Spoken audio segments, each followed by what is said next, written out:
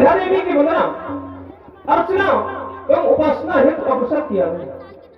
पूज्य श्री गुरुदेव की आज्ञा हमें शिरोधार्य, क्योंकि संसार में व्यक्ति को कितनी भी सुख संपत्ति प्राप्त क्यों ना हो जाए, लेकिन व्यक्ति के जीवन में गुरु कृपा नहीं, उस व्यक्ति के जीवन जीने का कोई अस्तित्व नहीं हुआ करता। आचार्यों ने कहा कि गुरु बिन भवनी तय न कोई, जो विरंती शंकर सब हुई।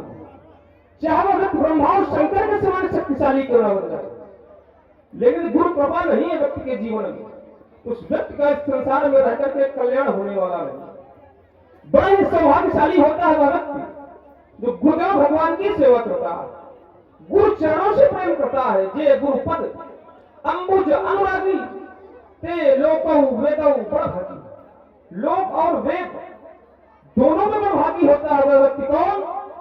तो गुरुदेव भगवान की सेवा करता है, जो गुरुदेव भगवान की चरणों की रज को अपने मस्तक से धारण करता है। जे गुरु चरण रेणु शिवधरहि, ते जन सकल विभव बस करहि। ऐसी ही गुरुदेव भगवान की महिमा है।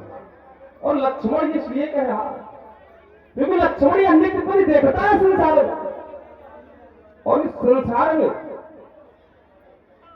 व्यक्ति जैसा दृश्य अपने नेत्रों से देखता, ठीक वैसा ही प्रभाव व्यक्ति के अंतर मन में पड़ा करता है।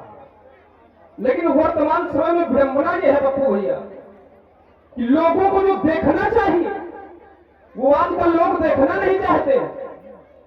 जो देखना चाहिए वो देखना नहीं चाहते हैं, जो सुनना चाहिए वो सुनना नहीं चाहते हैं। परमात्मा के द्वारा हमें नेत्र प्राप्त हुए, तो क्या इनसे हम अनुचित दृश्यों को देखा जाए?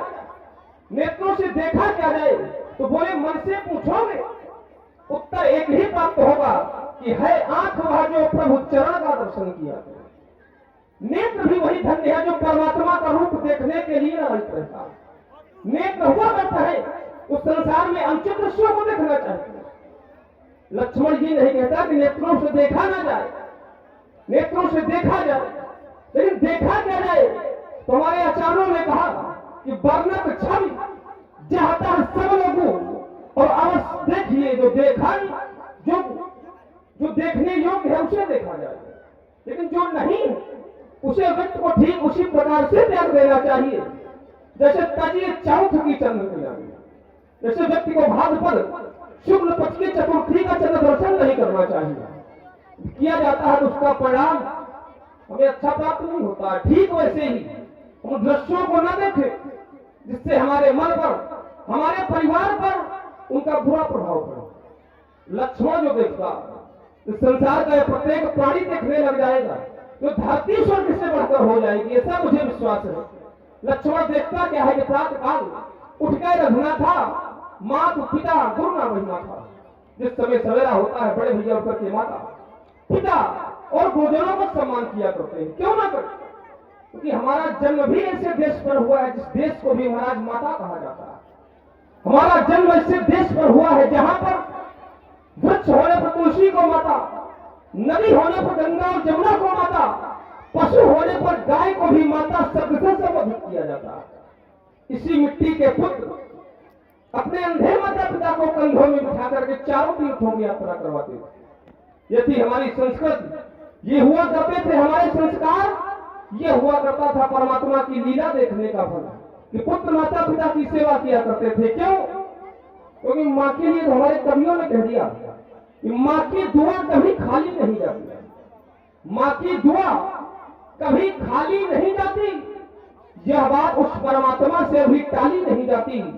बर्तन मानकर पाल लेती है 4 बेटों को एक माँ, लेकिन वर्तमान की स्थिति में उन्हीं 4 बेटों से एक माँ पाली नहीं जाती। कारण क्या है? कारण है लोग सोचते हैं किसी मंदिर में चले जाएंगे, पूजा पाठ कर लेंगे तो हमें सुख संपत्ति की प्राप्ति हो जाएगी।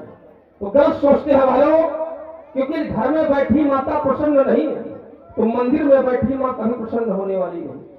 कहने का आश्रय नहीं कि मंदिर जाया ना जाए, मंदिर जाया जाए, परमात्मा के चरणों में मन को लगाया जाए, लेकिन कब? जिस दिन व्यक्ति को अपनी घर में बैठी माँ में, उस मंदिर में बैठी माँ का दर्शन होने लगेगा, उस दिन व्यक्ति का यह जीवन धन्य हो जाएगा। क्योंकि पुत्र के लिए माता पिता होते क्या है?